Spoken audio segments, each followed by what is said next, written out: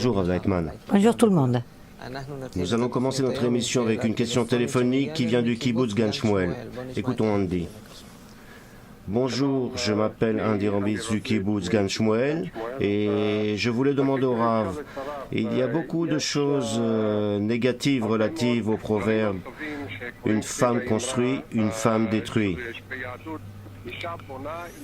Il y a une incompréhension à ce sujet.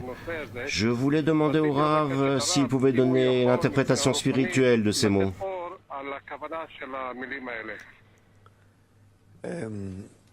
Nous parlons dans la sagesse de la Kabbale de l'homme. L'homme est un petit monde et dans chaque homme, il y a une partie masculine et une partie féminine. Et nous sommes construits comme ça avec les chromosomes XY, que dans chacun de nous, il y a un homme et une femme. Une femme construit et une femme détruit, c'est vrai, parce que la femme s'appelle l'épaisseur, le désir dans l'homme. C'est la chose la plus importante. Et par conséquent, ça dépend de comment on utilise ses désirs. L'homme utilise avec la femme le désir de la femme, mais il amène la satisfaction à ses désirs. Tu as dit que dans chacun de nous, il y a une force féminine et une force masculine. Mais la Torah ne parle que de ça, et ce qui se passe dans l'homme, comment chacun peut utiliser toutes ses qualités. Il y a aussi dans chaque homme et dans Bien chaque sûr, femme. La force féminine, c'est le désir. Le désir s'appelle femme. quel désir? Le désir de l'homme. La sagesse de la Kabbale parle du désir de spiritualité, de connaître la divinité, l'homme, le monde spirituel, avancer. Ça, c'est la force féminine dans l'homme. La force de la femme.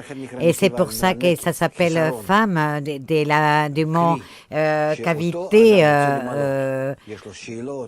Et l'homme veut satisfaire ça. Il a un désir, il y a un volume, c'est les manques. Et il y a la force masculine de surmonter que l'homme va et atteint cette satisfaction de ses désirs. Et ces deux forces, elles se trouvent dans l'homme et il sait comment les utiliser de façon correcte. Ça s'appelle l'accouplement, la connexion. Et les résultats de ça, ils arrivent à la satisfaction. Et le résultat de ça, c'est un enfant qu'ils enfantent à un nouveau niveau, à un nouveau degré. Et comme ça, nous avançons. Ici, de cette façon, on comprend tout ce qui est écrit dans toute la Torah sur les hommes et les femmes. Oui, ce sont deux forces qui se trouvent dans l'homme et grâce à ça, on avance. La Torah ne parle pas comment arranger les choses dans la famille. Il nous amène à des choses plus hautes. Et de là, quand on apprend ces qualités, nos mesures, là, on sait comment l'utiliser de façon correcte dans notre monde, de ses forces, et aussi dans notre vie familiale, dans notre vie sociale, de façon correcte. À la Torah, c'est sa perception kabbalistique, c'est son intériorité. Oui, oui. Maintenant, si j'ai bien compris, alors toi tu dis que la force masculine qui est en moi, c'est qu'un seul moyen d'aboutir à un but. Et ce but-là, il est défini par la force féminine. Oui, c'est vrai. C'est pour ça que c'est écrit dans Mahamad Har Sinai que les femmes sont dans un cercle extérieur et maintiennent les hommes qui sont dans le cercle intérieur à côté de la montagne, et les femmes sont celles qui obligent les hommes à arriver à la réception de la Torah. Maintenant, si la force masculine c'est qu'un moyen et le but de la force c'est la force féminine qui l'a définie, c'est pour ça qu'on dit qu'une femme elle construit, une femme elle détruit. Oui, c'est vrai. Non, c'est pas juste un intermédiaire, c'est très important. Non, je parle pas de l'homme, je parle de la force masculine. Oui, c'est vrai. L'homme réalise les désirs de la femme. La femme s'appelle les foyers, elle enfante, elle prépare tout. Elle est vraiment enfante les prochains degrés. Elle le définit aussi, dans son désir, elle le définit. Oui, c'est vrai. Alors c'est elle qui décide? Elle détermine tout. Et comme elle le fait dans la vie spirituelle, comme dans la vie matérielle, elle le fait dans la modestie. Qu'est-ce que ça veut dire? Dans quelque chose où elle ne se fait pas remarquer dans son désir, sinon qu'elle gère l'homme sans les frustrer. Et l'homme est construit de telle façon avec cette femme qu'il y a dans lui. Et parce que dans la femme, il y a un homme et une femme, et dans l'homme, il y a un homme et une femme. Et alors, ces parties, elles se connectent.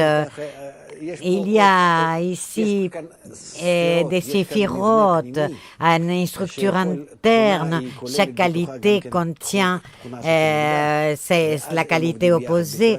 Et de cette façon, ça sort comme en tant que synthèse. Tout ce qui est dans notre monde, c'est la réalisation des désirs des femmes. Vous avez entendu, les amis? Mais on doit les faire de façon correcte et travailler ensemble, alors il peut sortir un épanouissement extraordinaire. C'est qu'il y a notre grand regret, c'est pas comme ça. Qui a pas de lien. Mais si de ça, tu amènes déjà ça dans la vie familiale, tu as toute la Torah là-dedans. Tu peux arriver à une vie parfaite. Mais il faut qu'il y ait un renoncement mutuel. Chacun doit comprendre son rôle.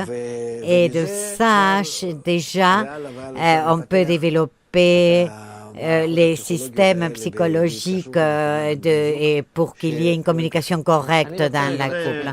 Je voudrais sortir du cadre familial vers un cadre plus global. C'est pareil dans les hommes et les femmes dans la société. Si notre monde aujourd'hui est dans un mauvais état, et la plupart des gouvernants sont des hommes, et on a dit que la force féminine, c'est elle qui définit les buts. Et aujourd'hui, dans notre monde, c'est la force masculine qui les définit. Il y a un raté de notre part? Énorme, énorme. Si dans notre monde, les femmes étaient celles qui décidaient et les hommes ceux qui étaient plutôt dans la réalisation de ces décisions, ce serait beaucoup mieux. Sans aucun doute, il y aurait beaucoup moins d'affrontements et de conflits, c'est sûr.